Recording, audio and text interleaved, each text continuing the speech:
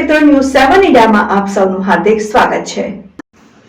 ફટાકડાના ગોડાઉનમાં બોઇલરમાં બ્લાસ્ટ થતા ભીષણ આગ લાગી। ગોડાઉનનો માલિક ફરાર, હજુ પણ મોતનો આંકડો વધે તેવી શક્યતા। 20 થી 25 શ્રમિકો ગોડાઉનમાં કામ કરતા હતા।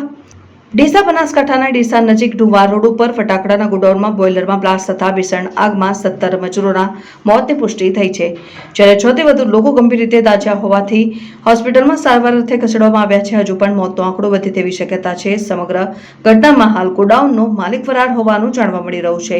દુર્ઘટના સમયે 20 થી વધુ લોકો અંદર હોવાની આશંકા છે। અત્યાર સુધીમાં 10 થી વધુના મૃતદેહને બહાર કાઢવામાં આવ્યા છે, જેને સિવિલમાં પીએમ માટે મોકલવામાં આવ્યા છે, જ્યારે અનેક લોકોની હાલત ગંભીર હોવાથી હોસ્પિટલ ખસેડવામાં આવ્યા છે। આગ એટલી ભયંકર હતી કે ગોડાઉનની જગ્યાએ કાટમાળના થર લાગી ગયા છે, જેને જેસીબીના મદદથી હટાવવાની કામગીરી ચાલી રહી છે।